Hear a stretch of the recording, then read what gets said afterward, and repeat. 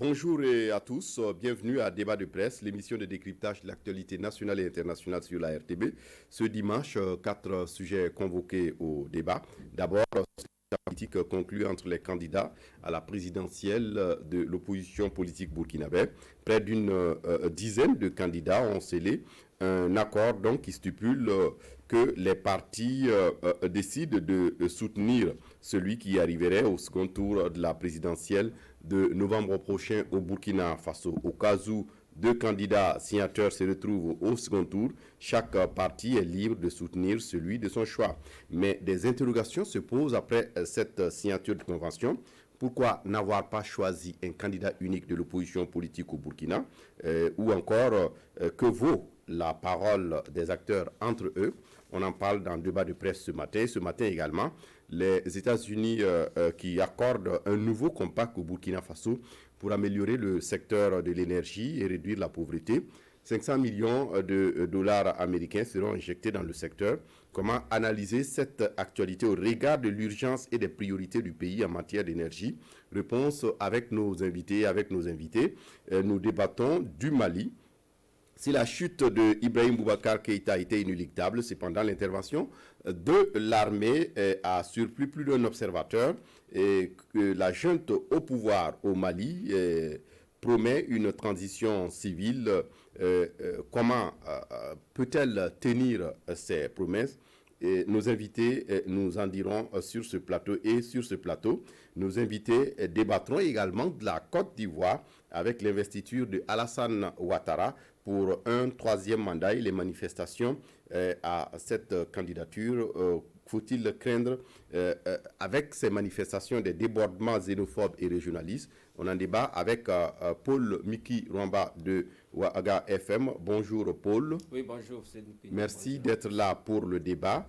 Également avec nous, Yacinthe Sanou de Omega FM. Bonjour Yacinthe. Bonjour Fousseni. Et merci d'être là pour le débat. Et Albert Nagrego de Libre Info est avec nous pour le débat. Bonjour Albert. Bonjour Fousseni. Et merci d'être là pour le débat. On commence d'ailleurs avec vous Albert. Cet accord politique de l'opposition politique au Burkina avec les candidats, ils sont 9. Ils ont signé un accord pour dire que celui qui arriverait au second tour sera soutenu par les autres. Vous, quelle est votre analyse là-dessus? Que vaut la parole des acteurs entre eux? Merci. Pour ma part, je l'ai déjà dit ici sur ce plateau. Je trouve que c'est un accord qui est bien beau pour la communication politique, aussi pour le niveau international, parce qu'ailleurs on dirait qu'au Burkina Faso, l'opposition se réunit, les candidats de l'opposition se réunissent pour signer un accord. Et on a vu également dans quel cadre ils l'ont fait, avec beaucoup de solennité d'ailleurs. Donc tout ça, c'est parlant. Mais dans le fond, ça me pose un problème parce que j'ai toujours dit qu'il faut d'abord être sûr de créer les conditions d'un second tour avant de pouvoir signer un accord pour demander à ce qu'on soutienne le candidat qui arrivera au second tour. Parce que déjà, l'obtention du second tour, c'est tout un défi aussi à relever. Il ne faut pas croire que ce sera du donné. Donc, il y a un problème qui est là. Est-ce que l'opposition est suffisamment prête aujourd'hui à créer les conditions du second tour et espérer que vivement il aura un second tour? Quand on écoute les opposants, dans le rang de l'opposition, c'est clair, c'est inévitable, il aura un second tour. Et moi, j'ai toujours dit que l'expérience de 2015 nous a fait mentir, si on peut dire ainsi, parce qu'en 2015, c'était des élections suffisamment ouvertes, il n'y avait pas de candidats, de présidents sortants, et tous les candidats étaient sur le même pied d'égalité, contrairement en 2020. Donc, pour moi, c'est un accord qui laisse aussi beaucoup de doutes. Parce qu'on se pose la question, moi j'ai toujours dit, quand on imagine un monsieur comme Ablassé Ouedraogo qui est resté loin de l'opposition pendant des années, et c'est à 3 mois de l'élection présidentielle, Ablassé Ouedraogo, qui n'est pas forcément en bon terme avec Zéphirin Diabré, se retrouve ensemble pour signer un accord.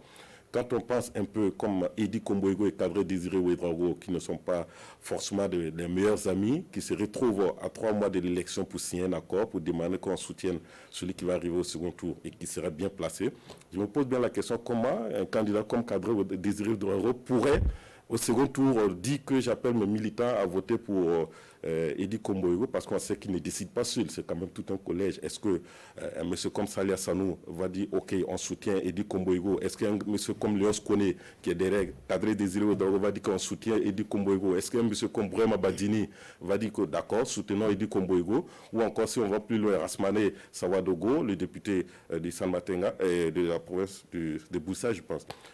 Alors, est-ce que ça c'est faisable? Mais il y a quand même quelque chose de fondamental ici, parce que Zéphirin Diabré l'avait dit, il y a 3 baobabs sur l'échiquier politique burkinabé, et que les 2 baobabs, c'est le CDP plus le PC et puis le MPP. Donc il y a 2 baobabs qui se retrouvent dans cette signature d'accord. Ça veut dire que ces 2 baobabs-là, on voit que c'est eux, forcément, un des 2 baobabs qui va arriver aussi s'il y en a, et que maintenant, ils vont appeler les autres à les soutenir pour espérer remporter cette élection. Mais ce qui est encore plus important, c'est que Zéphirin Diabré joue cette année une carte très décisive pour lui. Parce que si Zéphirin Diabré, cette année, les élections ne sont pas à sa faveur, c'est pas évident qu'il garde la même endurance jusqu'en 2025 encore. Donc c'est quand même une année électorale très décisive pour Zéphirin Diabré. Donc je pense qu'il mettra tout le paquet pour pouvoir espérer avoir le soutien de ces éléments-là, de ses camarades-là, s'il y a un second tour, pour enfin peut-être arriver à Kosiam, quoi. C'est bon. Oui. Sinon, il y a des alliances contre nature dans cette affaire. Mais on attendra de voir ce que ça va donner. Justement, vous me permettez de rebondir. Yassine Sanou, est-ce que c'est votre avis également que dans cette affaire-là, il y a une sorte d'incongruité, d'alliance contre nature, pour emprunter les mots d'Albert? Alors, il y a une formule qui a été utilisée par l'un des candidats justement à la présidentielle qui a refusé de signer cet accord avec Pascal Sessouma. Il s'agit avec son parti Vision Burkina. Selon lui, on ne mélange pas les tomates et les pastèques. Je pense que là, l'image est assez saisissante de ce qui se passe avec cet accord politique de l'opposition. On a plusieurs, et justement, Albert a bien campé déjà les tensions qu'il y a au sein de certains regroupements, entre certains candidats. On a cet état de fait. On a derrière ça la question des idéologies des différents candidats. Mais toujours est-il que si ces derniers ont décidé de mettre noir sur blanc un accord, et il faut donner à César ce qu'il y a à César, c'est quand même un accord historique aujourd'hui qu'on en vienne à ce document écrit. Maintenant, il y a ce document écrit et il y a la condition sine qua non, le second tour.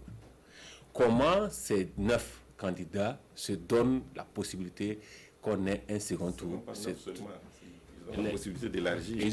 Pour l'instant, il y a 9 candidats déclarés qui ont signé, bien sûr, et ils ont ouvert, en tout cas, dans le document.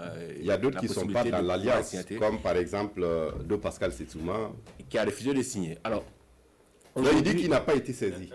Il n'a pas été informé, il n'a pas été... Il y a le professeur Souma également qui est candidat, qui ne fait pas partie. Il y a autant de candidats. On verra bien par la suite, puisque le document, en tout cas, parmi les 36 articles, permet à toute personne qui le veut de pouvoir signer. Aujourd'hui, la question, c'est comment on va arriver à contraindre le président sortant à un second tour. Comment ces candidats, lequel de ces candidats et avec quels moyens aujourd'hui va pouvoir le faire. C'est toute la question, parce que ce document, en tout cas, il a des aspects assez intéressants pour moi et qui vont aussi servir, notamment sur la question de la gestion collégiale de l'Assemblée nationale. Je pense qu'au-delà de la présidentielle, il y a les élections législatives qui sont plus ou moins plus ouvertes en termes de conquête pour chaque parti. Et je pense que l'opposition a des sièges à gagner dans cette bataille. Et aujourd'hui, l'opposition peut avoir la majorité à l'Assemblée nationale à travers ces élections législatives. Ça, c'est une autre donne. Et aujourd'hui, dans l'article 15 de cet accord-là, libelle déjà la forme de gestion qu'il pourrait avoir à travers cet accord. Ça, c'est déjà un aspect pour moi qui est intéressant à suivre. Maintenant, tant qu'on n'est pas au soir du 22 novembre et qu'on a 2 candidats, dont un issu des candidats qui ont signé l'accord, et qu'on va voir le comportement des uns et des autres, en tout cas, on ne peut pas présager de la bonne foi d'un candidat ou de l'autre, signataire en tout cas de cet accord-là. Mais pour moi, ça reste quand même un document de suivi, un document notamment suivi plus sur la législative. Sur la présidentielle, la condition sine qua non reste bien sûr qu'on ait un second tour. Et aujourd'hui, lorsqu'on regarde les forces en présence, on attend de voir. Oui, on attend de voir, surtout que le président sortant a un bilan qu'il peut présenter, Paul Miki. Et donc, cette union apparente pour chasser Roch, est-ce que vous voyez son issue? Donc, je pense qu'il faut rappeler l'objectif de cet accord. C'est de réaliser l'alternance pour proposer au Burkinabé une nouvelle alternative. C'est bien écrit dans le document. Mais je pense que, comme l'ont dit Albert et Hyacinthe, il y a quand même une forme de charrue avant les bœufs.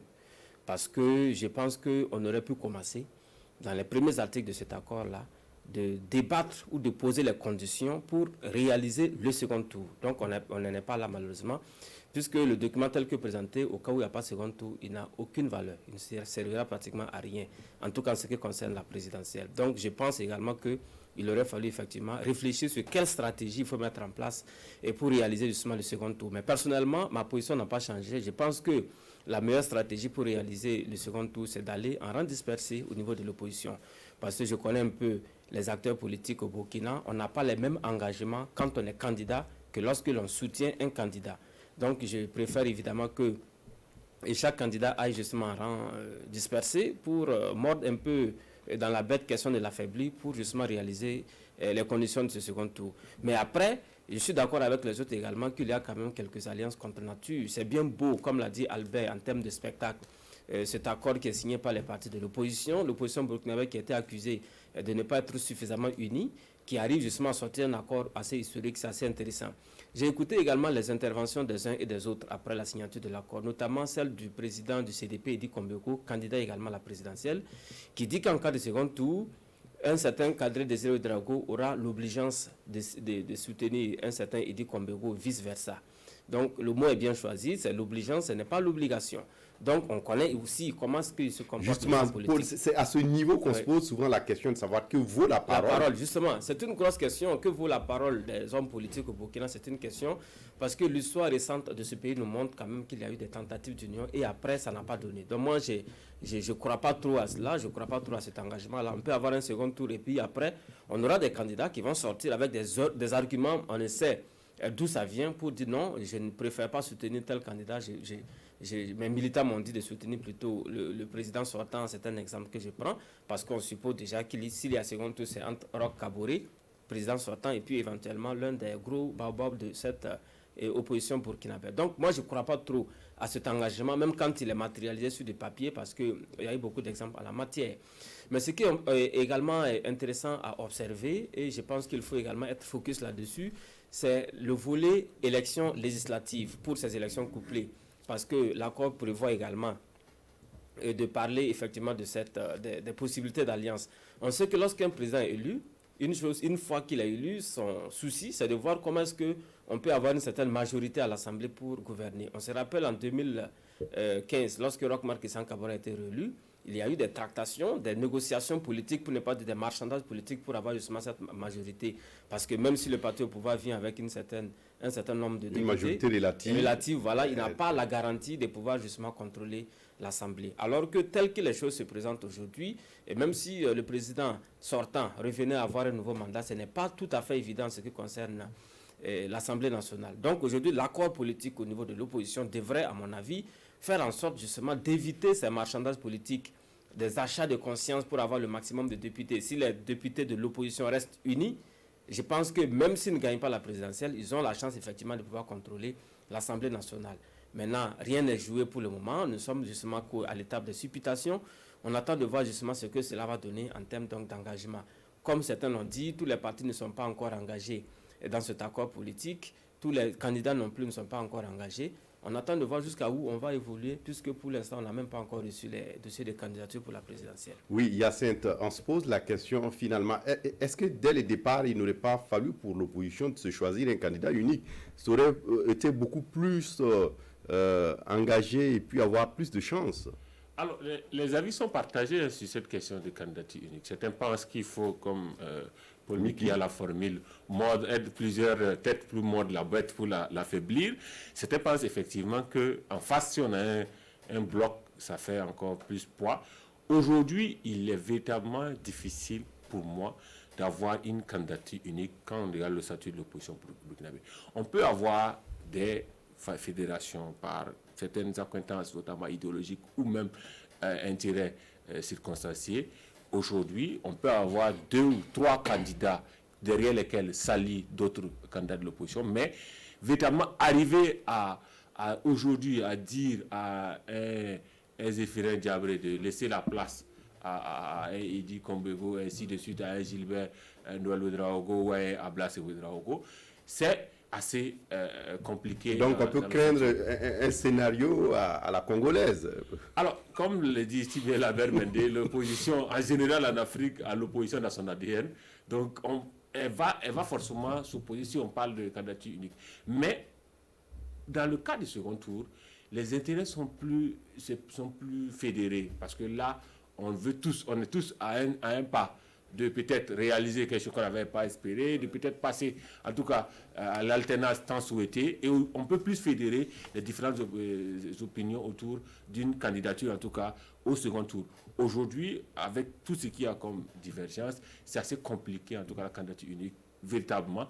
Mais rien n'est exclu pour l'instant. On peut toujours avoir des candidats ou des groupements, des coalitions autour de certaines candidatures de l'opposition. Toujours est-il que c'est ce qui sortira des urnes le 22 novembre qui va déterminer la suite de cet accord-là, véritablement. Oui. On va poursuivre avec le second sujet de débat ce matin. Paul Miki Rwamba, un accord de subvention de 450 millions de dollars signé entre le Burkina et les États-Unis dans le cadre du Millennium Challenge Corporation. Et ce sont des fonds qui vont aider le secteur de l'énergie à décoller. Et si le secteur de l'énergie décolle, ça va impacter l'industrie et ainsi de suite. Et ça participe de la lutte contre la pauvreté dans notre pays. D'abord, votre analyse sur peut-être ça, puisqu'il y a déjà eu un premier compact que le Burkina avait bénéficié d'il y a quelques années. Oui, je pense que là déjà, il faut féliciter le peuple américain qui s'engage à travers justement ce compact-là pour venir en aide au peuple burkinabé. C'est ça l'esprit justement des compacts. Et cela se passe à travers les deux gouvernements. Et comme vous l'avez rappelé, il y a eu un premier compact qui était un peu dans différents secteurs, les infrastructures, l'agriculture, etc. Et l'eau. Mais ce second compact que le Burkina vient d'avoir est exclusivement réservé à l'électricité. Ça me semble d'autant plus intéressant que je suis de ceux-là qui pensent que dans le domaine du développement, il faut quelquefois concentrer les énergies vers un secteur donné pour avoir des résultats concrets. Donc le choix de l'énergie, le choix de l'électricité me paraît un choix assez judicieux parce que, comme vous l'avez vous-même dit, il se trouve que c'est par l'électricité que l'on peut avoir le développement. Maintenant, il faut également rappeler que le MCC ne donne pas le compact à n'importe quel pays. Donc, de ce point de vue, il y a lieu de féliciter les autorités du Burkina qui ont bataillé parce que c'est une forme de compétition. Certains pays ont échoué, il faut le reconnaître. Et il faut effectivement être un bon élève pour bénéficier de cela. C'est vrai que ça a pris du temps. Rappelez-vous que depuis 2016, on parlait justement de ce second compact. On ne sait pas où est-ce qu'on en était. On avait même à un moment donné perdu confiance jusqu'à ce qu'il y ait cette signature, la concrétisation le 13 août dernier. Donc c'est à mettre également à l'actif des autorités qui quelquefois ont peut-être travaillé dans l'ombre pour avoir justement ce compact-là. Maintenant, en ce qui concerne la réalisation de ce compact sur le terrain, je pense qu'il y a pas mal de défis à relever. C'est vrai que les Américains, quand ils viennent, on est un peu habitué de leur méthode de travail. Ils choisissent les secteurs d'activité, ils travaillent directement avec les entreprises pour faire en sorte justement que l'argent transite le moins possible entre les mains des autorités parce que peut-être qu'on n'a pas confiance à notre gouvernance quand on parle effectivement de ces cas de corruption.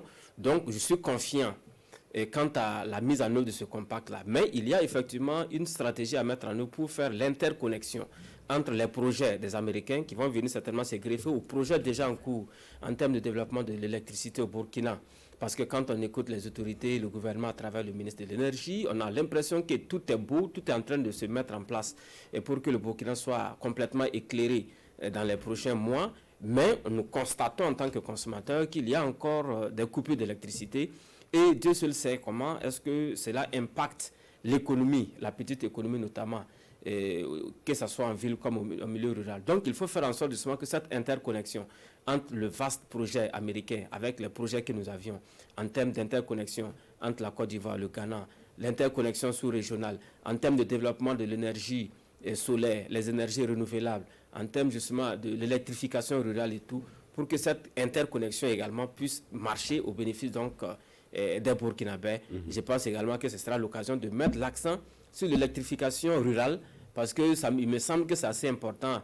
Lorsqu'il y a l'électricité dans un village, le développement d'école, ce n'est pas moi qui le dis. On l'a vu, certains projets concernant l'électrification rurale n'ont pas trop décollé dans le pays. Ouais. Et Albert, Paul l'a dit, il y a une chose de développer des programmes du MCC, mais il y a l'autre également de pouvoir avoir une congruence des différents programmes à l'interne pour avoir une certaine homogénéité et créer réellement le développement comme on le souhaite. Et ici, est-ce que vous avez foi? Oui, il a déjà dit avec les Américains, c'est bien cadré, c'est bien encadré, c'est bien dit que ça sera injecté dans l'énergie. C'est clair que ça va être injecté dans l'énergie également.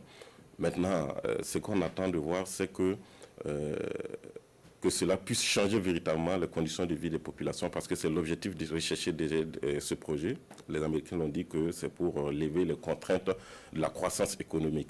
Donc, c'est renforcer les infrastructures énergétiques, renforcer la production et puis diversifier aussi les sources d'énergie. On a vu que depuis quelques années, on parle plutôt d'énergie solaire. On invite les populations à passer à l'énergie solaire d'ailleurs. Et je pense que c'est une bonne source aussi. Mais à la fois aussi, c'est une double satisfaction pour le gouvernement burkinabé, comme Miki l'a dit, parce que c'est à la fin d'un long processus que ce compact a été signé. Et on voit que dans ce processus-là, le Burkina Faso peut se targuer aujourd'hui d'être fier, d'être content au niveau international, parce qu'il y a quand même des règles d'or pour pouvoir respecter avant d'avoir ce projet. Je crois qu'il y a bien entendu la bonne gouvernance, il y a la lutte contre la corruption également, et aussi ce qu'il ne faut pas oublier, le respect des droits démocratiques. C'est là où peut-être des rapports des Human Rights peuvent influencer sur ces genres de projets, parce que des rapports des Human Rights, des ONG pareil, ils ont des lobbies qui sont très forts, qui peuvent influencer sur le financement de ces projets-là. Donc, c'est aussi leur importance. Mais en plus de cela, il faut dire que le gouvernement avait un objectif. Quand on regarde les chiffres, l'objectif 2020, c'était de participer à éclairer au moins 650 000 ménages. Et avec l'accompagnement de la BAD, bien entendu, il y a 2025 un complément de 1 million. Et cette fois-ci, ce projet de 5 ans de MCCA fait un développement de 8 millions de ménages. C'est énorme, c'est beaucoup. Donc, on peut dire que ça peut booster quand même ce qui est de l'énergie au Burkina Faso. Mais à la fois également, ça peut être une bonne carte à jouer pour le gouvernement burkinabé, parce que 8 millions de personnes. Oui, 8 millions de personnes. Voilà, pardon. Alors, donc, ça peut être une bonne carte également pour booster aussi, parce que le gouvernement burkinabé peut avoir d'autres bailleurs à travers ce financement. Ça montre que c'est un bon élève, c'est un bon exemple, c'est quelqu'un qui utilise bien ses ressources. Donc, je pense qu'il y a lieu de féliciter ceux qui ont travaillé pour l'aboutissement de ce processus. Hyacinthe, vous êtes également dans cette... C'est assez rare qu'on ait des occasions de féliciter le Burkina, donc il faut en profiter. En tout cas, sur ce plan du second compact, je pense que le Burkina a félicité, parce que c'est très rare justement qu'on ait deux compacts avec les Américains. C'est déjà un aspect qui montre jusqu'à quel point on a pu répondre aux différents critères édictés par donc le comité du MCC. Aujourd'hui, je pense que c'est d'autant plus pertinent que ça touche un secteur qui, pour moi, implique au-delà de 8 millions de Burkinabés présentés, en tout cas comme les éventuels bénéficiaires, l'ensemble du territoire et l'ensemble des Burkinabés, le secteur énergétique aujourd'hui, et avec ces 280 milliards en tout cas qui vont être injectés, je pense que au-delà de la cagnotte, il y a aussi la procédure et la façon. On a vu un peu avec le premier compact, tout ce qu'il y a comme, et avec ce compact, tout ce qu'il y a comme phase préalable de préparation. Ils ont pris le temps d'identifier, de faire l'état des lieux, d'identifier ce qui ne marche pas, de discuter avec les acteurs sur les possibilités de projets. Ils ont identifié 3 projets sur lesquels ils vont travailler, notamment sur la gouvernance de l'électricité, le renforcement du réseau et, comme l'a dit aussi, les différentes politiques qui ont lieu. Donc, aujourd'hui, on a de quoi espérer d'avoir de la lumière aujourd'hui en continu au Burkina. À partir de là, bien sûr, il y a tout ce qui peut impliquer la qualité de vie des Burkinabés, mais également l'essor économique. Mais ensuite, l'aspect qui, pour moi, est assez intéressant avec les activités du MCC, c'est l'aspect entretien et durabilité. On a vu avec notamment les infrastructures routières, ils ont cette facilité de prévoir la maintenance et l'entretien et de voir la pérennité des installations. Malheureusement, c'est tout le problème aujourd'hui qu'on a. Notre Sonabel, qui est plus âgé que notre indépendance, n'arrive pas à nous amener à une indépendance énergétique. Donc aujourd'hui, il faut forcément penser avec ces installations qui vont venir se greffer bien sûr au réseau actuel, pouvoir travailler à la pérennité, parce qu'il n'est pas question d'installer quelque part une centrale qui va fonctionner que 3 mois. Il faut travailler à ce qu'il y ait cette maintenance, qu'il y ait cette pérennité-là. Et je pense que c'est là qu'au bout des 5 ans, en tout cas, de ce projet qui va démarrer normalement mi-2021, on pourra juger véritablement les acquis engagés et espérer, en tout cas, sortir de cette obscurité, en tout cas, qu'on a avec le problème énergétique au Burkina. Oui, Paul, c'est votre avis également que la question du suivi pose parfois problème? Oui, c'est mon avis et je pense que c'est assez important parce qu'il ne faut pas venir mettre des projets qui ne vont pas durer. Parce que surtout dans le domaine de l'électricité, je pense que la question du suivi, la question de la maintenance des installations est assez importante à prendre en compte. Et j'ai bien bonne foi que les Américains vont également être assez regardants à ce niveau-là. Mais je voudrais également insister sur la question de l'électrification rurale qui me semble assez intéressante pour le cas du Burkina. Parce que vous savez que notre pays est quelquefois victime de l'exode rural. Les gens quittent souvent le milieu rural, c'est pour aller voir la lumière en ville. Hein. Je pense que si la lumière vient au village, ça va donc contribuer à maintenir les jeunes donc dans le milieu rural et qui vont certainement s'investir dans d'autres activités comme l'agriculture pour booster le développement du pays. Donc, ça me semble être une stratégie en tout cas pour booster le développement depuis la base plutôt que de se contenter bien souvent des centres urbains où il y a certes déjà l'électricité, mais il y a également une certaine concentration de problèmes dus justement à l'exode rural que nous avons. Alors, l'autre aspect également, c'est la façon de faire des Américains. Je pense bien qu'en termes de démocratie, en termes de bonne gouvernance, on n'a pas à craindre par rapport à la mise en œuvre de ce compact-là. D'ailleurs, on l'a vu avec le premier compact, et moi j'ai réalisé plusieurs interviews avec les acteurs engagés dans la mise en œuvre. Je me suis même fait dire à un moment donné que quand on dit qu'il y a un compact, ça ne veut pas dire que l'argent quitte. Les 500 millions de dollars vont quitter les États-Unis pour arriver au Burkina. L'argent reste là-bas et c'est exécuté. En tout cas, c'est ce qui a été expliqué pour le premier compact. Donc l'argent quitte les États-Unis, ça vient directement dans le compte des entreprises qui exécutent les marchés. Donc, il n'y a que la partie papier, si vous voulez, qui est gérée par le gouvernement ou la délégation sur place ici à Ouagadougou. Donc, en réalité, si les choses se passent comme ça, on ne peut pas douter un seul instant de ce que ce programme va être effectivement mis en œuvre et que les résultats seront visibles sur le terrain et on a plus de chances d'atteindre 100% de taux de réalisation, contrairement à ce que l'on a l'habitude de voir avec les projets nationaux où on lance un grand fanfare de publicité. Après, on n'a pas l'impact réel sur les populations. Donc, je pense que c'est un engagement du peuple américain envers le peuple du Burkina et cela participe justement à l'élan d'aider les pays en développement, de pouvoir booster leur propre développement. Et moi, j'ai bonne foi justement de la réalisation concrète de ce projet-là. Et j'espère qu'il y aura un troisième compact. On l'espère. On va passer au troisième sujet d'ailleurs de ce débat des presses. Hyacinthe Sanou, le Mali avec une junte au pouvoir depuis le début de cette semaine. Ibrahim Boubacar Keïta renversé par les militaires. Si la chute des pouvoirs IBK était inéluctable, mais on se pose la question peut-être de l'intervention de l'armée, puisqu'à un moment donné, beaucoup d'observateurs estiment qu'on n'a pas vu venir. Est-ce que c'est votre avis? Oui, personnellement, je n'ai pas vu venir, en tout cas, cette donne militaire, là, ce coup de force militaire.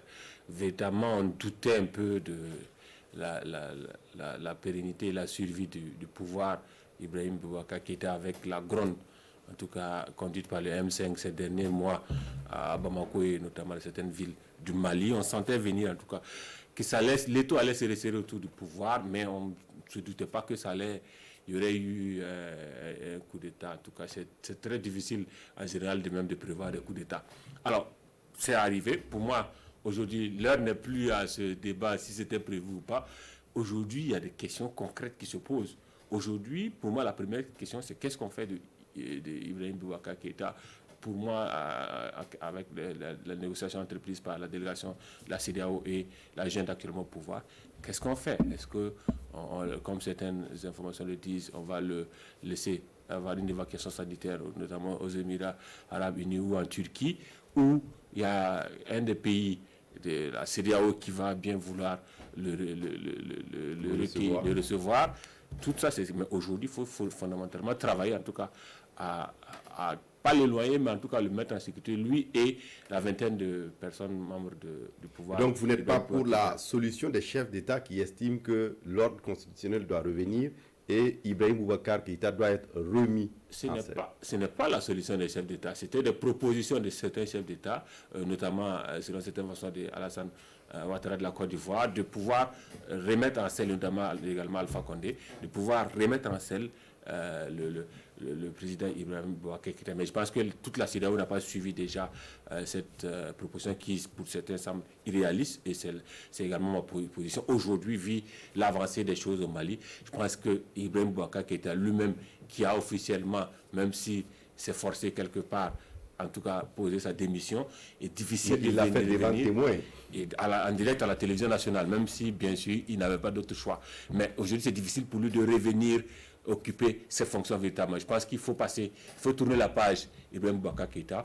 Il faut mettre en place et rapidement la transition civile. On l'a vu dans certains pays. Nous, on est bien placés pour se dire que ça peut marcher pour conduire aux élections. Je pense que si la junte militaire, en tout cas, respecte ses engagements envers le peuple malien, et notamment le Comité national pour le salut du peuple, avec le programme prévu, je pense qu'on peut aboutir rapidement à les élections avec un pouvoir civil et passer le cap. La junte parle de 9 mois, en gros, pour tout le processus. Bien sûr, on imagine qu'il y aura peut-être des imprévus qui vont se passer, notamment cette phase qui est assez compliquée de gérer l'après IBK. Qu'est-ce qu'on fait? Comment on met en place la transition? Avec qui? Et tout ça, cette phase de discussion et de pourparlers, sans compter cette donne internationale avec l'intervention de la CEDEAO. Tout ça, en tout cas pour moi, vont travailler à peut-être maximum une année au Mali pour qu'on ait le retour à l'ordre constitutionnel, mais dans le sens d'un président démocratiquement élu. Oui. Et Albert, la junte qui promet une transition civile, Hyacinthe l'a dit, qui va certainement durer 9 mois ou peut-être un peu plus, mais la junte également qui est acclamée par une grande partie de la population malienne. Oui, c'est tout ce qui fait que ce coup d'État aujourd'hui est moins condamné, si on peut le dire, sauf la CEDEAO et certains chefs d'État qui trouvent que c'est un coup d'État de trop et qu'il faut ramener IBK aux affaires. Mais on a un coup d'État qui a eu l'adhésion de la population. C'est un peu comme au Niger à l'époque avec Mamadou Tandja. Ce coup d'État, il est arrivé, le coup d'État il est arrivé, personne ne trouvait forcément à redire et qu'il fallait applaudir ceux qui ont fait ce coup d'État d'ailleurs. Donc je pense que pour le cas du Mali, les militaires aujourd'hui ont la chance d'avoir la population avec elle. Et en plus, c'est quand même la crème de l'armée qui a mené ce coup d'État. Donc ce qui fait qu'on a un coup d'État qui est quand même différent de ce que Aya Sanogo avait fait en 2012. Donc ça montre aujourd'hui encore que les chefs d'État sont obligés de faire profil bas pour accompagner cette junte-là au risque de ne pas se retrouver dos au mur avec la population. Et c'est peut-être quelques chefs d'État quand même qui montrent des velléités de sanctions qu'il faut passer à une vitesse supérieure. Donc pour ma part, c'est un peu le peuple qui s'est exprimé ici. Ce n'était pas étonnant que l'armée entre en jeu parce que quand on a regardé un peu en arrière, les marches de Ibrahim Chaud de Mahmoud Dicko, à l'époque, jusqu'à ce que ces événements arrivent, on n'a pas vu forcément l'armée s'opposer farouchement à ces manifestations, encore moins la police ni la gendarmerie. Sauf qu'à un moment, on a dit que la force spéciale antiterroriste avait fait quand même des victimes et qu'une enquête avait été ouverte par la CEDEAO. Rétablissement de l'ordre constitutionnel, je pense que le Mali est dans une situation quand même beaucoup plus confuse parce qu'on pouvait espérer peut-être que le président de l'Assemblée nationale vienne faire la transition, comme on a vu avec Dioncounda Traoré. Malheureusement, la même CEDEAO avait déjà demandé la dissolution la démission du président de l'Assemblée nationale et la démission également des 31 députés qui occupaient des postes à l'Assemblée nationale avec en griffe des querelles qui sont survenues après l'élection. Donc difficilement aujourd'hui, on se pose la question, est-ce qu'il ne faut pas trouver un homme de consensus? Si on veut tenir sur la base de la Constitution, ça va être compliqué, le président n'y est plus. Le président de l'Assemblée nationale également en griffe est devenu illégal ou illégitime pour présider une transition. Donc il faut voir dans la société civile ou dans l'opposition pour trouver quelqu'un qui va venir. Les militaires ont très vite, ils ont eu ce flair-là de dire qu'ils vont donner le pouvoir aux civils. Donc naturellement, la communauté internationale observe parce que là, la communauté internationale ne s'oppose pas. C'est quand ça va rester entre les mains des militaires que ça devient encore beaucoup plus compliqué. Je vois que cette situation aujourd'hui interpelle tous, notamment la Côte d'Ivoire et la Guinée. On va y arriver. Oui, c'est pas pour rien d'ailleurs que les voix se font de plus en plus entendre. La Côte d'Ivoire également qui a voulu exercer sa diplomatie sur ce qui s'est passé au Mali. Malheureusement, je crois que le président ivoirien s'est buté face à des présidents également à la CEDEAO qui n'ont pas parlé le même langage avec lui. Donc, je crois qu'elle devrait revoir sa copie. Oui, Paul Miki, il l'a dit, beaucoup de choses peuvent se passer, mais finalement, est-ce qu'on peut croire à cette junte par rapport à l'issue de tout ce qui se passe? Non, je pense que la junte n'a pas le choix parce que le monde entier regarde la junte au pouvoir. Il est question absolument que les militaires qui ont pris le pouvoir à Bamako respectent leur engagement. Et je pense que le M5 aussi est civilement responsable de cela parce que c'est son soutien civil un peu. Donc il y a un certain nombre d'engagements qui ont été pris parce qu'on a eu le sentiment que c'est un coup qui a été préparé de longue date, puisque juste après le coup, on a vu la feuille de route sortir, se dérouler aussi facilement. Ça montre quand même qu'ils ont tout planifié. Et que le nouvel homme fort, le colonel Assimi Goïta, a fait le tour des services des ministères. Des ministères, oui. Il a rencontré les secrétaires généraux demandant justement d'assurer la continuité de l'État. Et ce qui est frappant, c'est qu'ils ont engagé à Bamako une concertation avec la classe politique et la société civile. Et la démarche dans ça, c'est qu'ils ont commencé par rencontrer les partis politiques de la majorité. Donc, ça montre un peu que c'était préparé. Et je pense que tous les défis dans ce qui se passe au Mali, c'est le respect des engagements qui ont été pris par la junte et qui sont consignés dans la feuille de route qui a été rendue publique. Il faut respecter ces engagements et il faut également faire en sorte justement que le Mali ne sombre pas du tout, puisqu'il est question ici de travailler à remettre le pouvoir à un pouvoir civil qui va être élu au bout de 9 mois, comme eux-mêmes l'ont dit. D'ailleurs, avant d'arriver aux élections, il y a une phase de transition qu'il faut organiser. Quand on écoute les militaires, ils n'ont pas l'ambition de rester au pouvoir pendant longtemps. Ça ressemble un peu à ce qui s'est passé ici en 2015, mais à la différence qu'on a vu effectivement qu'au niveau de Bamako, les tractations sont en cours pour faire en sorte que la transition d'ailleurs soit civile avant justement d'avoir ces élections. Et je crois que, comme Albert l'a dit, c'est un coup de force qui n'a pas été trop condamné. Même ceux qui l'ont condamné, on l'ont fait avec beaucoup de réserves, avec beaucoup de camps. Parce qu'il se trouve qu'à Bamako, on voyait les choses venir avec les mouvements populaires que l'on avait constatés depuis un certain temps. C'est vrai que le pouvoir d'Ibrahim Boubacar Keïta, on voyait déjà ça fait, mais on ne savait pas par quels moyens ça allait arriver. Beaucoup de gens ont pensé à un moment donné qu'il allait démissionner, mais bon, il l'a fait. Et finalement sous contrainte militaire, mais je crois que le plus gros défi ici, c'est de faire en sorte que le Mali retrouve sa sérénité, son retour à l'ordre constitutionnel. Et c'est à ce niveau-là d'ailleurs que l'on attendait les institutions internationales, dont la CEDEAO. Malheureusement, on a vu les chefs d'État qui ont eu une certaine posture, disons certains chefs d'État qui ont eu une certaine posture, qui tendaient justement à remettre en scène le président Ibrahim Boubacar Keïta. Je pense que c'est un projet voué à l'échec. On n'en est plus là à Bamako, plus personne ne veut entendre ça. Ils ont inspiré ce que Kafando, le président de la transition, a vécu au Burkina. Peut-être qu'ils ont pensé ça. Sauf qu'on n'est pas dans le même Sauf qu'à l'externe, au Burkina, en 2015, les populations étaient contre le coup de force. Il faut savoir ça. Ça pose effectivement le débat sur le rôle ou la position de la CEDEAO entre les chefs d'État et les peuples des pays en question. Parce qu'on a l'impression bien souvent que on est très loin de la CEDEAO des peuples. Des peuples, oui, ça c'est du discours malheureusement qui n'est pas concrétisé dans les actes, parce qu'on a le sentiment que la CEDEAO est beaucoup plus proche des chefs d'État. Lorsqu'il y a un chef d'État qui a une difficulté, on va en renserrer comme un syndicat pour défendre justement les intérêts de l'individu plutôt que de voir les intérêts du peuple. Mais ce qui se passe au Mali, à mon avis, est intéressant à observer sur le plan de la mobilisation populaire. Parce qu'on se souviendra que le président Ibrahim Boubacar Keïta a été réélu pour un deuxième mandat en 2018. Donc, juste 2 ans après, il y a eu ce soulèvement, d'abord dans les rues et ensuite le coup d'État qui a eu raison de lui. La question que je me pose, est-ce que le peuple électeur est le même que le peuple insurgé, quelquefois, dans les rues? L'autre aspect également, c'est de se demander si on n'est pas en train de faire un peu la force, parce qu'en Afrique, de plus en plus, on entend beaucoup de gens sortir dans les rues, manifester. Est-ce qu'on n'est pas en train de faire la force à une majorité silencieuse? Ça aussi, c'est une question que l'on se pose, parce qu'en l'absence d'une étude, en l'absence d'un référendum, on ne sait pas exactement où se trouve la majorité. Depuis juin à maintenant, on n'a pas entendu les partisans du Justement, c'est ça le problème. Parce que ils ont annoncé des manifestations, on ne les a jamais vues. C'est un peu comme Jésus qui doit revenir et qui n'est pas encore arrivé. C'est vrai, ça c'est vrai, mais ce n'est pas parce que les gens ne parlent pas qu'ils sont favorables, par exemple, au bruit. C'est ça aussi l'aspect des choses, parce que bon, on est dans une république Je crois qu'il faut peut-être quelquefois entendre cette majorité silencieuse. Je peux me tromper. Non, je peux me tromper, mais je pense que c'est un aspect. C'est la majorité. Sinon, si on continue comme ça, si on continue comme ça, dans les États africains, il ne faut pas s'étonner un jour de voir qu'une minorité sorte, qui fasse beaucoup de bruit et qui renverse un régime au détriment d'une majorité silencieuse. C'est une analyse que j'ai faite, mais on n'a pas l'habitude de voir des insurrections. Rappelez-vous ce qui s'est passé au Burkina. C'est vrai qu'en 2014, avant l'insurrection, on a vu des meetings et on a vu des contre-meetings. On a eu une insurrection, on n'a pas eu une contre-insurrection. Au Mali, on a vu... Non, au Mali, on a vu effectivement les gens sortir. Comme Kino l'a dit, c'est vrai qu'ils ont annoncé à un moment donné qu'ils allaient sortir, on ne les a pas vus, mais ce n'est pas parce qu'ils ne sont pas sortis qu'ils ne disent pas.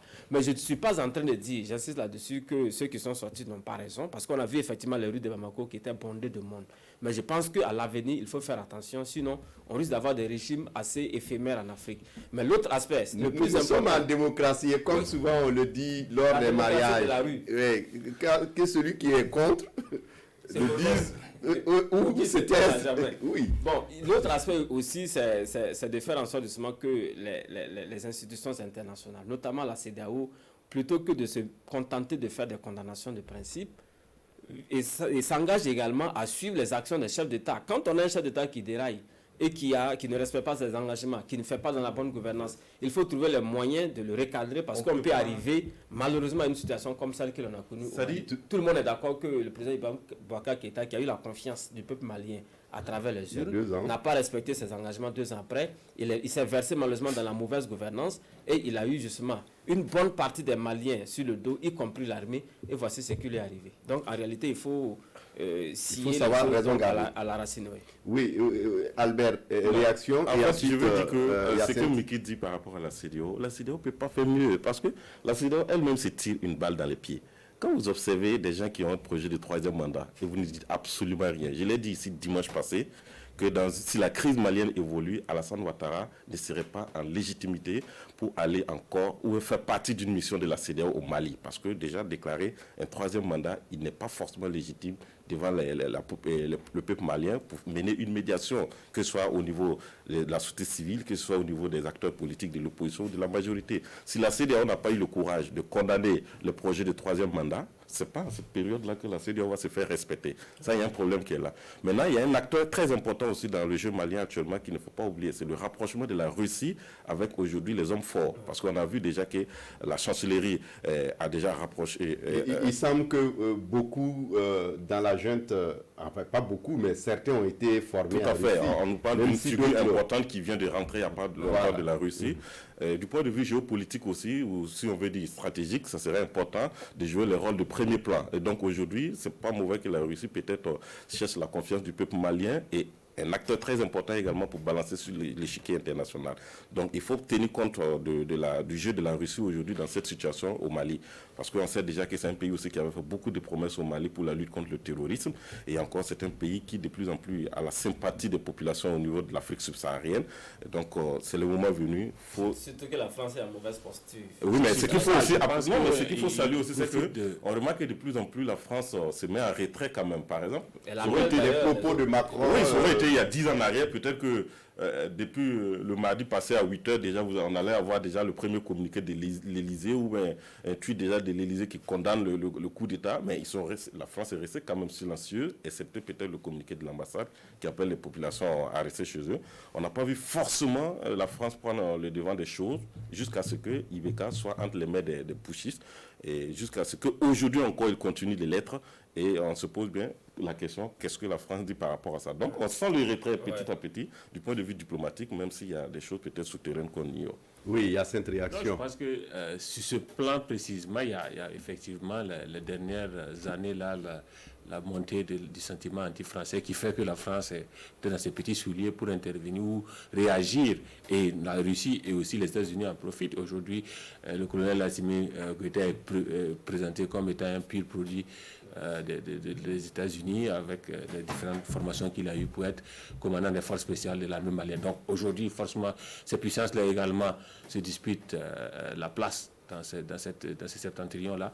Mais pour moi, tout cela repose un autre défi aujourd'hui que ce soit pour la junte et que ce soit pour la CEDEAO, c'est le défi sécuritaire. Parce qu'on n'oublie pas que le Mali est le plus grand malade de l'Afrique de l'Ouest en termes sécuritaires. Si IBK était le problème du Mali, il faut trouver qui sera la solution et quoi sera la solution à ce problème sécuritaire-là. On a vu l'appel de pied lancé par la junte à leurs frères de l'Azawad, comme ils l'ont dit, pour en tout cas travailler à redorer le blason du Mali. Est-ce la réponse si dans les jours qui ont suivi, on a des lettres de captifs Soumaïla Cissé qui sont parvenus à sa famille? On n'en sait rien, mais il faut attendre. Il faut également voir quelle est la politique de la junte sur cette zone sécuritaire-là, parce qu'aujourd'hui, le plus grand problème du Mali, au-delà, et si la mauvaise gouvernance était reprochée à IBK, c'est notamment aussi dans la mauvaise gouvernance sécuritaire et tout ce qui a eu comme malversation dans la sécurisation du Mali. Que va faire la junte pour, en tout cas, quelque part, pacifier le territoire malien? C'est tout ça, toute la question, parce que tout ce qu'on dit comme retour à l'ordre constitutionnel, comme transition, comme élection, ne peut pas se tenir dans un pays en guerre. Donc, véritablement, il faut véritablement travailler, en tout cas, à rétablir un certain calme et une certaine sérénité. Est-ce que ça passe par une négociation à cœur ouvert et à ciel ouvert avec les forces, en tout cas armées en présence, en face? C'est le choix de la junte qui serait intéressant sur ce. Quelle est l'option qu'elle va prendre? Est-ce qu'elle va prendre les armes et aller déloger ces personnes-là? Est-ce qu'elle va les inviter sur une table et discuter? Tout cela, je pense que peut être intéressant à observer parce qu'il y va de l'avenir du Mali. Oui, il y va de l'avenir du Mali et le Mali également qui peut inspirer d'autres pays de la sous-région, notamment la Côte d'Ivoire, où Alassane Ouattara investi candidat par son parti pour un troisième mandat, Paul Miki Rwamba, oui. Bien que cette candidature ne soit pas acceptée par une partie de la population ivoirienne qui manifeste en dépit de l'interdiction de manifester. Oui, alors c'est bien ce que je disais pour le cas du Mali. Il y aura des manifestations et des contre-manifestations également en Côte d'Ivoire. Mais ce qui se passe en Côte d'Ivoire, je pense que ça relève simplement d'un manque d'élégance politique de la part du président et Alassane Ouattara. Parce que voici un homme qui s'est bataillé. À un moment donné, il avait le soutien de la Côte d'Ivoire tout entière, ou du moins d'une majorité des Ivoiriens. Il avait également le soutien de la communauté internationale. Beaucoup de gens lui ont fait confiance. Aujourd'hui, avec cette intention de briguer un troisième mandat, je pense qu'il est en train de mettre le feu au pays. Même si aujourd'hui, ses partisans estiment qu'on est passé à une nouvelle république et que ce n'est qu'un premier mandat qu'il est en train de briguer dans cette nouvelle république. Mais le décompte fait justement que ces 3 mandats, je pense qu'à un moment donné, même il faut aller au-delà des textes, même si constitutionnellement ce droit lui est reconnu, et pour voir un peu comment on peut combattre les troisième mandats en Afrique. Malheureusement, on en est là et je crois que cet élan de recherche de troisième mandat qui risque de plonger encore une fois de plus le pays dans une crise pré-électorale. D'ailleurs, on y est déjà puisqu'il y a eu des manifestations assorties de morts d'hommes. On en compte déjà 6 dans les rues d'Abidjan et ailleurs. Et je pense que ce n'est pas fini avec son investiture. Dieu seul sait ce qui est en train de se tramer à l'intérieur du pays, notamment au niveau des partis de l'opposition qui, à un moment donné également, se sont retrouvés puisqu'ils ont, et cette fois-ci, une cause commune, lutter contre le troisième mandat du président ivoirien. Et je crois que, malheureusement, on risque de rester dans ça et ce sera vaille que vaille pour lui, puisqu'on a vu, effectivement, il a fait le plein du stade samedi à l'occasion de son investiture. Donc, on est vraiment inquiet sur ce qui arrive en Côte d'Ivoire, surtout que la question de l'ivoirité est revenue à la table. La question justement de la nationalité du président qui a fait 2 mandats revient sur la table. Ça veut dire que les vieux démons sont encore ressortis en Côte d'Ivoire et il faut craindre le pire. Je pense qu'il n'est pas encore complètement tard pour le président Alassane Ouattara d'avoir cette sagesse de trouver quelqu'un à sa succession. Oui, Albert, votre réaction, votre avis? Bon, à mon avis, c'est que le problème ivoirien, Alassane Ouattara n'a pas forcément une opposition de taille face à lui. C'est vrai que Bédié est là, mais Bédié n'est pas l'homme de la rue, qu'on aurait constaté. Alassane aujourd'hui a travaillé, Guillaume Soro est très loin du pays. Il serait présent sur le territoire ivoirien, ça allait changer un peu la donne. Si Laurent Gbagbo avait eu peut-être son passeport diplomatique ou ordinaire et rentré aussi, ça pouvait changer la donne, ainsi que Blé Goudé. Malheureusement, ou heureusement pour Alassane Ouattara, il a une opposition qui n'est pas forcément à la hauteur de la situation. Parce qu'aujourd'hui, quand on parle de l'opposant ivoirien, c'est Pascal Affi-N'Guessan. Et après Pascal Affi-N'Guessan, c'est le Gor, Gbagbo ou rien. Mais là aussi, à Souadou, depuis un certain temps, c'est le mutisme, c'est le silence total. Bédier est beaucoup plus dans les concertations de trucs participatifs. C'est pas... Donc aujourd'hui, on a une opposition où des gens qui manifestent, mais qui n'ont pas forcément un leader charismatique qui appelle à manifester. C'est des gens qui manifestent sans forcément une tête qui fédère, qui fait la mobilisation. Donc c'est des manifestations spontanées un peu dans certaines villes du pays ou dans certains quartiers. La situation peut changer, mais on est déjà à 3 mois des élections. Parce que c'est le 31 octobre 2020. Donc le temps aujourd'hui est quand même en faveur du président ivoirien parce que le temps que vous allez vous organiser, créer des émeutes, mobiliser, ça va être un peu compliqué. Maintenant, la crainte, ça peut être une crise post-électorale, beaucoup plus une crise post-électorale parce que dans la crise préélectorale, elle existe déjà, mais à cette allure, Alassane croit avoir ficelé déjà les choses parce que j'ai dû entendre la semaine passée qu'il y a une note qui est sortie, un décret pour dire que toute manifestation sur le territoire national jusqu'au 15 est interdite. Oui, 15 septembre peut-être pour espérer ouvrir la campagne. Donc, du coup, ça limite un peu la marge de manœuvre des opposants. Et puis, bon, les opposants aussi qui ont leurs leaders qui sont beaucoup plus à l'extérieur. Mais malgré cette interdiction, les opposants manifestent. Tout à fait, mais je veux dire, est-ce qu'aujourd'hui, face à ce pouvoir qui s'est préparé solidement pour faire face, parce que le pouvoir actuel, on s'est dit que c'est préparé psychologiquement et matériellement pour faire face à peut-être à une répression même, pour faire face à toutes les manifestations. Est-ce que ces manifestants-là aujourd'hui qui ne sont pas forcément unis, guidés, est-ce que pourront faire face? Rien n'exclut parce que, bon, en termes de violence, à tout moment, on peut facilement gâter, quoi. Mais il y a le risque quand même. Le risque, les gemmes pour une crise sont là, les gemmes sont réunis. Maintenant, c'est comment les gens, les acteurs vont gérer la situation. Oui, et justement, Hyacinthe Sanou, ce risque de glissement vers l'ivoirité, la xénophobie, le régionalisme est là. Maintenant, comment faire pour véritablement sortir de là? Puisqu'il est déjà investi. Et franchement, en octobre, l'élection aura lieu entre lui et les autres candidats déclarés. Je pense qu'il est la clé de tout ça. Je ne pense pas qu'il puisse retirer sa candidature comme le souhaitait Paul Mickey à cette étape en tout cas. Il va forcément. Il a propos guéris à l'investiture. Il a dit que rien ne peut arrêter ma candidature.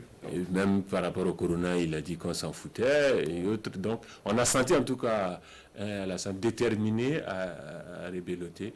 Donc, aujourd'hui, c'est lui la clé pour taire, parce que la réconciliation, tant que c'était aussi en Côte d'Ivoire, n'est jamais arrivée. Aujourd'hui, c'est lui la clé. Bien sûr, on suppose qu'au-delà de tout ce qu'il va y avoir comme marche contre marche et sortie en tout cas de l'opposition, au-delà de l'élection, s'il est réélu, c'est la question de la gouvernance maintenant, après, et notamment de la crise post-électorale qu'il va falloir gérer. Et lui, il est le mieux placé pour pouvoir travailler à terre ces velléités, en tout cas, qu'on a revu revenir les vieux démons de l'ethnicité et du régionalisme. Il est le mieux placé pour travailler, en tout cas, fédéré. Aujourd'hui, encore plus, parce qu'au-delà, si ces ressentiments sont revenus, il y a aussi un reproche qui est fait à son régime actuel, en termes notamment de redistribution des postes et autres. Donc, il y a ce travail-là qu'il devra faire, si jamais il est réélu, à ne pas avoir à ne pas donner aux on lui reproche de ne pas avoir associé toutes les composantes du pays. Exactement. Et donc aujourd'hui, il faut qu'il fasse ce travail-là une fois, si jamais il est réélu. Donc, là, en tout cas pour moi, cette question est revenue bien sûr avec la colère surgie de son revirement après avoir dit qu'il n'est plus candidat. Aujourd'hui, il a dit lui-même, pour Gon Coulibaly, il veut le travail à faire un coup KO. C'est véritablement le décès de Gon Coulibaly qui a forcé la main à Alassane Dramane Ouattara. Il va y aller. Je pense qu'il a aujourd'hui, en tout cas, toutes les cartes avec lui pour remporter cette élection. La question de la gouvernance va se poser aujourd'hui. Comment gouverner en paix? Comment fédérer les différentes tensions-là? Comment calmer les différentes tensions pour ne pas aboutir à un scénario malien, un blocage, en tout cas, de la gouvernance à un certain moment. Donc, aujourd'hui, en tout cas, je pense qu'il doit y travailler. Il y a la question de la réconciliation.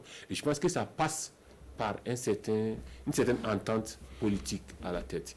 Aujourd'hui, quoi qu'on dise, les différentes manifestations revienne à la base aux 3 grands hommes politiques de la Côte d'Ivoire, que ce soit Bédié, que ce soit Laurent Gbagbo. Et je pense que c'est à Alassane de travailler, en tout cas comme il avait fait de préalable, il a eu l'association avec Bédié.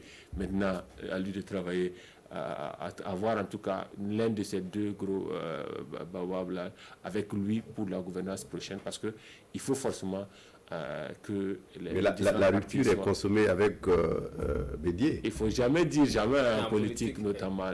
Donc il faut attendre de voir.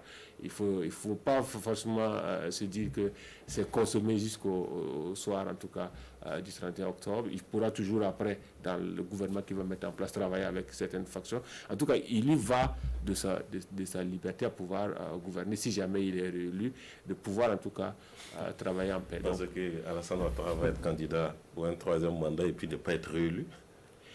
On ne sait même pas, parce qu'aujourd'hui, l'option prise par l'opposition, c'est d'empêcher la 3e mandat, la candidature, point.